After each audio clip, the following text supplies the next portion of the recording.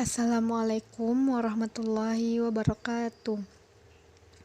Sebelumnya, perkenalkan, saya Suci Ramadhani Putri, BP 1801071020, ingin menyampaikan materi mengenai durasi dengan mata kuliah portofolio investasi. Durasi adalah ukuran sensitivitas obligasi terhadap perubahan suku bunga. Namun, sensitivitas obligasi terhadap pergerakan suku bunga dipengaruhi oleh sejumlah faktor yang berbeda. Misalnya, obligasi dengan jatuh tempo yang lebih lama akan lebih sensitif terhadap perubahan tingkat bunga daripada obligasi dengan jatuh tempo yang lebih pendek. Berkenaan dengan kupon, obligasi dengan kupon yang lebih rendah menunjukkan tingkat sensitivitas terbesar terhadap imbal hasil. Obligasi dengan kupon yang lebih rendah memiliki lebih banyak nilai yang terkait dengan nilai terminal. Dengan obligasi kupon nol yang tidak membayar kupon, seluruh nilai keamanan ada dalam pembayaran akhir. Dan jika hasil tinggi, maka harus di masa depan kurang bernilai dan sensitivitasnya berkurang. Jadi, durasi adalah ukuran gabungan resiko dan secara efektif merupakan rata-rata tertimbang lamanya waktu untuk menerima pembayaran obligasi. Terdapat 7 dari macam-macam durasi adalah yang pertama, durasi dan konveksitas yang dimodifikasi, yang kedua, durasi portofolio, yang ketiga, imunisasi portofolio, yang keempat, masalah dengan imunisasi, yang kelima, pencocokan arus kas dan dedikasi, yang keenam, analisis cakrawala dan mengendarai kurva hasil. Sedangkan yang terakhir adalah pengukuran kinerja portofolio obligasinya. Yang pertama yaitu durasi dan konveksitas yang dimodifikasi.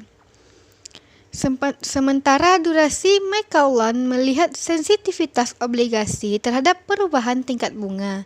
Durasi yang dimodifikasi mengevaluasi dampak perubahan hasil pada harga. Durasi yang dimodifikasi dapat digunakan untuk memperkirakan perubahan harga obligasi, mengingat perubahan kecil dalam hasil yang diperlukan. Rumus untuk durasi yang dimodifikasi tersebut adalah modifikasi duration sama dengan Maclaurin duration dibagi 1 tambah Y. Y sama dengan the year. Akhirnya, seperti yang disarankan oleh rumus tersebut, maka hasil dari modified duration adalah 7,0521 dibagi 1,05 dapatlah hasilnya 6,7136. Sedangkan jika imbal baliknya meningkat 5,1%, dengan rumus durasi yang dimodifikasi dimungkinkan untuk menghitung perkiraan perubahan harga obligasinya. Dengan rumusnya yaitu perkiraan perubahan harga obligasi sama dengan min durasi yang dimodifikasi dikali Y dikali B. Y adalah perubahan hasil, sedangkan B adalah nilai sekarang dari obligasi. Maka perhitungannya adalah perubahan harga obligasi sama dengan minus 6,71 dikali 0,1% dikali 154.521 rupiah sama dengan minus 1,35. Yang kedua yaitu durasi portofolio. Durasi portofolio hanyalah rata-rata tertimbang dari durasi individu obligasi dalam portofolio. Seringkali manajer risiko menetapkan target untuk portofolio mereka, dan dari waktu ke waktu mereka mungkin perlu mengurangi risiko suku bunga yang terkait dengan portofolio. Ini akan tergantung pada prioritas investor. Yang ketiga yaitu imunisasi portofolio. Imunisasi adalah Teknik yang digunakan oleh manajer obligasi yang memungkinkan mereka untuk memenuhi aliran arus kas keluar yang dijanjikan dengan tingkat kepastian yang tinggi. Imunisasi dicapai dengan menghitung durasi arus keluar yang dijanjikan dan kemudian berinvestasi dalam portofolio obligasi yang memiliki durasi yang sama. Asalkan perhitungan durasinya benar dan tidak ada risiko penyesuaian konveksitas besar, bahaya tidak memiliki cukup uang tunai untuk memenuhi komitmen masa depan terbatas. Durasi portofolio obligasi secara sederhana dihitung sebagai rata-rata tertimbang dari masing-masing obligasi dalam portofolio. Karena suku bunga berfluktuasi, nilai sekuritas yang dimiliki dalam portofolio dan tingkat di mana sekuritas tersebut menghasilkan pendapat berfluktuasi. Imunisasi atau pencocokan aset berdasarkan durasi memungkinkan portofolio memiliki kewajiban meskipun ada pergerakan suku bunga. Yang keempat adalah masalah dengan imunisasi. Salah satu masalah dengan imunisasi adalah durasinya tidak konstan.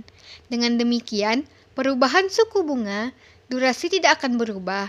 Namun, ketika ada perubahan signifikan dalam suku bunga, durasi akan berubah dan manajer portofolio karenanya harus menyimbangkan kembali portofolio dengan obligasi dengan durasi yang baru.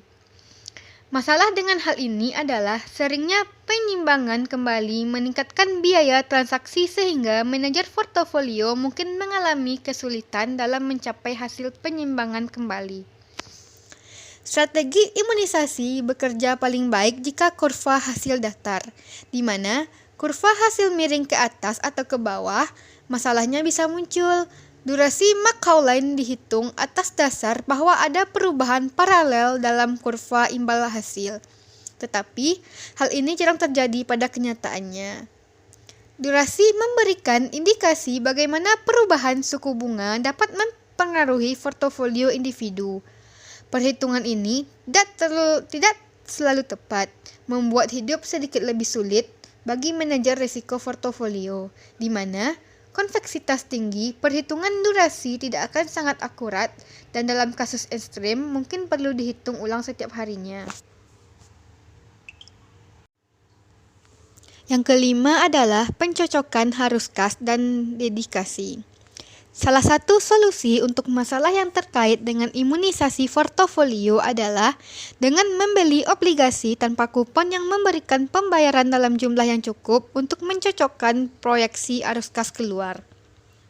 Pencocokan arus kas secara otomatis mengimunisasi portofolio dari pergerakan suku bunga. Portofolio yang menggunakan strategi ini disebut sebagai portofolio khusus.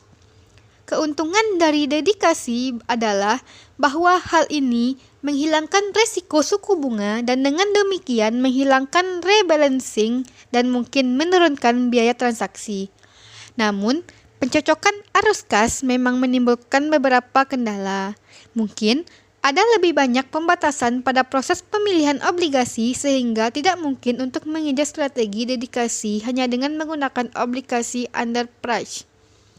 Juga, jika portofolio yang akan dicocokkan arus kas diwajibkan untuk membayar arus abadi pendapatan atau sebagai dana pensiun, dana tersebut harus membeli sekuritas dengan jangka waktu berkisaran ratusan tahun. Surat berharga seperti itu tidak ada. Yang keenam adalah analisis cakrawala dan pengendalian kurva hasil. Analisis cakrawala mempertimbangkan pengembalian obligasi secara cakrawala waktu tetap karena pengaruh utama pada harga obligasi diasumsikan berubah. Dengan ini, strategi, analis atau manajer portofolio menilai apakah menurut mereka harga pasar saat ini terlalu tinggi atau lebih rendah. Kemudian, mereka memecahkan pengembalian ikatan ke bagian karena terlalunya waktu dengan asumsi tidak ada perubahan hasil, dan bagian karena perubahan hasil dengan asumsi tidak ada perjalanan waktu. Setelah pengembalian obligasi, alternatif telah dipertimbangkan selama berbagai jangka waktu dengan imbal balik yang diterapkan. Portofolio dapat disesuaikan dengan menukar harga obligasi yang terlalu mahal dengan obligasi harganya yang terlalu rendah. Yang terakhir yaitu pengukuran kinerja portofolio obligasi. Kinerja portofolio obligasi dapat diukur dengan menghitung exchange return terhadap durasi relatif di mana ukuran risiko adalah durasi.